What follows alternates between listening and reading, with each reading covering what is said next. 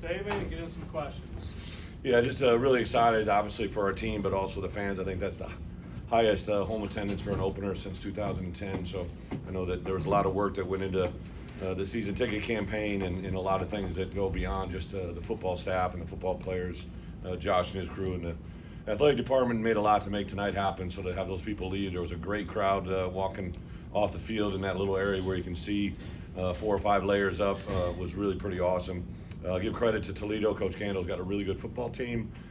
Knew that coming in, and they proved it here tonight. A quarterback that can make a difference. I tried to grab as many of those guys afterwards. Hope they win them all because that's a team that's capable of doing that. But I am proud of our team.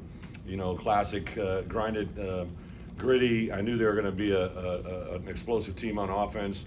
Gave too many things away at half. We had 9 penalties for 90 yards. That's just not us. And you know, they had 5 for 20, right? So I made sure I pointed that out to the officials as well, right? Like, want to balance this out a little bit, but obviously we created some of those things on ourselves. So in the second half, just had the 1 penalty, but it was critical. Obviously, Gabe's roughing.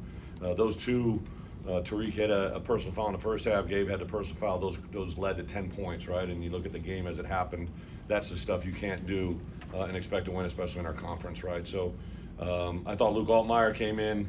Really probably has 1 ball that he wants to take back, but just his presence, his demeanor, that guy taking the field, I just looked at him, he gave me a wink, right? And then at the end there, when I told him we need to get to the 25 to feel good about a field goal. Once we crossed that threshold, I just kind of looked at him and he said, I got you, right? Just his presence, his calmness, his demeanor was very impressive. And then Casey Washington, he's just a guy, you know, his journey, his story, a lot of you guys know it, right? Like when I got here, he had some thoughts in his mind and went to obviously to Wake and then came back. The NCAA let him come back, and you know, from the game-winning 2-point play against Penn State to really last spring, I just thought this kid's playing with a purpose. Had a really good spring, had a really good summer, had a great fall camp. Got a little bit dinged up, so he missed about 10 days, and it was killing him to get back out there. For him to make that play at the end, obviously it was a good throw, but he went up and that was something special to come down with that. And he gave that whole team, our whole team, a chance to win. So. Got a couple guys banged up. I don't think anybody be significant, but don't have any news on that front. I know that T. Strain, he had a concussion. That's why he couldn't come back, but everything else I think was soft tissue cramping.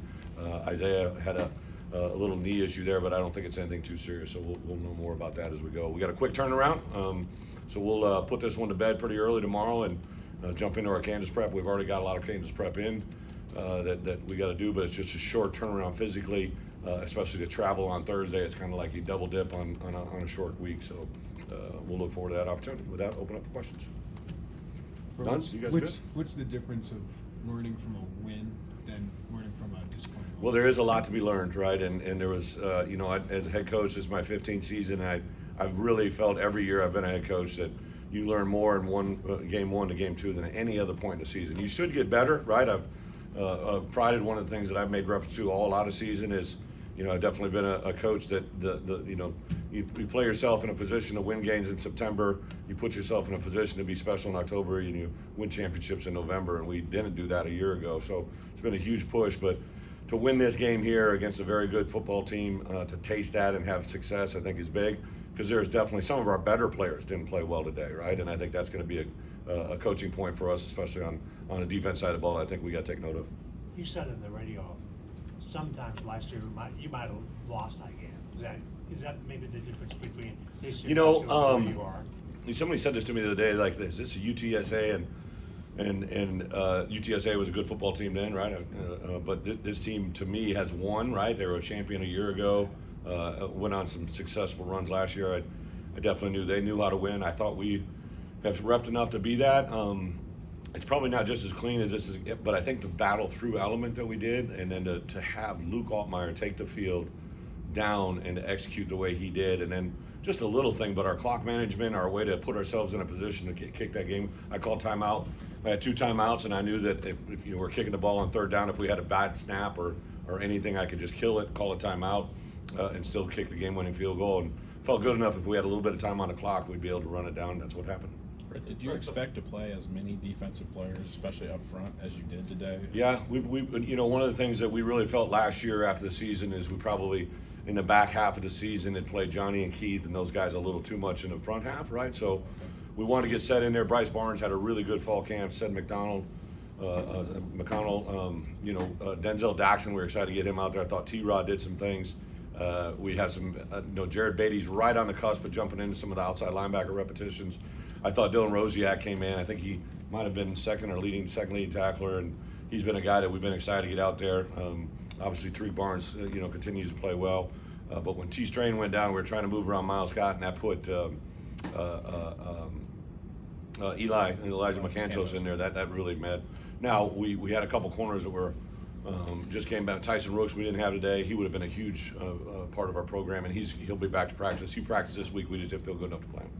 Can you talk a little bit more about Luke Altmeyer's performance, especially just being his first significant start? Yeah, again, like I said, I can't say much more than I did. He played really well. Thought he had great poise, great confidence. I thought Barry had a really good understanding of what the plan was with him. Going into that last series, I talked about where we needed to get to.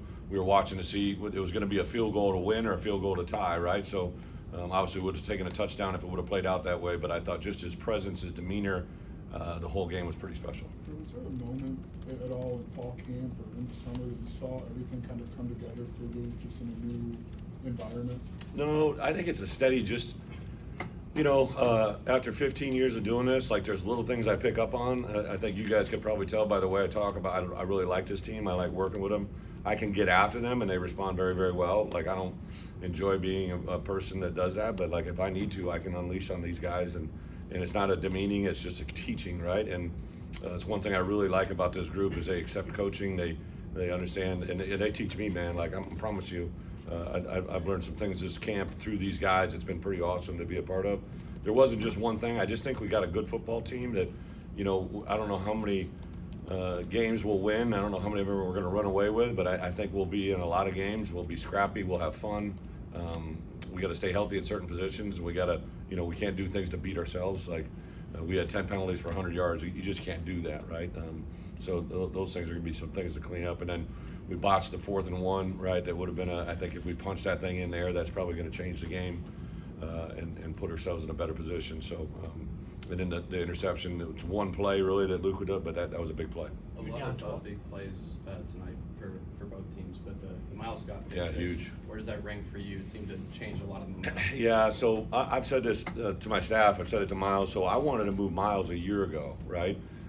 He was a non-scholarship player that I could see had an instinct and a skill set that was very, very gifted. And so I wanted to move him to defense, but it was a kid that he was paying his own way. And I'm like, I can't make a kid that I'm not paying for school switch a position. But then we put him on scholarship last spring. And, I went to him one day. I said, here's what I'm thinking, right? I think you're a defensive player. I think you can play offense, but I think your role will be much more significant. And he took it and ran. And I was just sitting out there before the game today, and he just looks like a defensive player. He's building himself up. And that play was a read and break. I think he's gonna be a very good player for a long time here. He's very special. What difference is 4th and 4 play?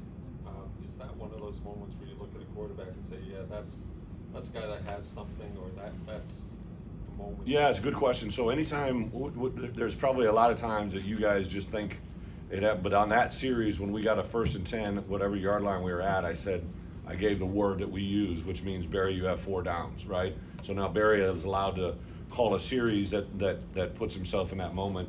I believe, if I'm not mistaken, we had a 3rd and 7, if I'm not correct, and we gained like 3 yards on it was a little pitch play to our running back, right? I think was that the play, and we sequenced that play, right? And I said to Barry, "You feel good?" He goes, "I feel really good," right? And when your OC says something like that, that's what makes me feel good, right? And then it comes down to the players make plays, right? There wasn't one person that came to the stands today, other than maybe my wife, right, to watch me coach.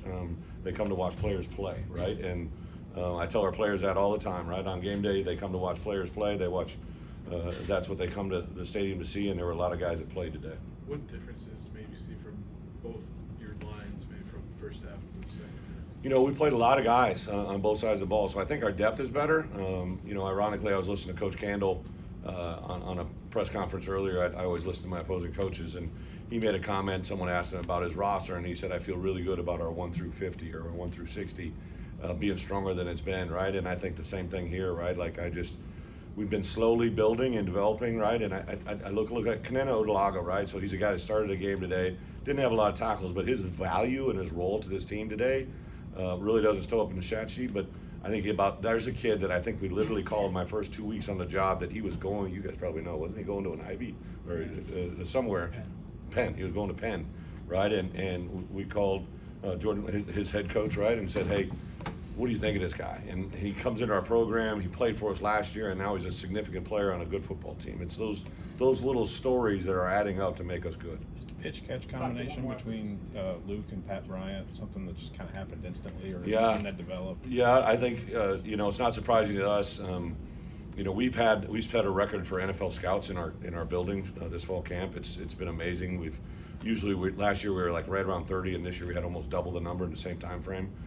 And so there's a group of kids that this is their third year, right? And Pat's in his third year, and I definitely don't want him to leave, but if he plays the way he's capable of playing, it's probably worth the conversation, right? And I've been waiting for this moment because he's big. He catches, Coach McDonald, who doesn't give out a lot of compliments, called him a complete wide receiver. And when Gio says that about somebody, that means something. I thought those three guys, Isaiah Williams, Casey Washington, and Pat Bryant, those are the best three receivers I've had at one time, since I've been here, and maybe even really in my career, to have that many good players at one time, right? So I was really excited to see Henry Boyer get in there and do some things today, right? He brings a different level if he's in there. I thought some of our transfer players, I thought Clayton Bush and Demetrius Hill combined for one spot on defense that was really, really good. Saw some other guys that Denzel Daxon for sure played a lot of snaps, and on the offensive side, you saw some guys see their majority of their reps for the first time. I thought Reggie and Josh were pretty special in there. It was Coach Henry's first game calling plays on defense. Did it go pretty smooth for him? Yeah, I'm sure. There's some things that Ahen and I that defense staff is just a lot of fun. I kept saying there's one guy in this field that'll beat us, right? Number 7 is a guy that could beat us. And in the first half, we let some things happen around the perimeter, around the edge, that we can't have happen. And I could have, I could have called the play for Toledo on the end, the touchdown play. Like, he just gets that ball and goes around the right, and we have to learn, because as quarterback, we're getting ready to face whichever quarterback is at Kansas. Whether it's the starter that started this past week, or if their main gun gets in there, whatever it is, they're going to be two really good quarterbacks we got to prepare for. All right, thanks, guys. Thank you.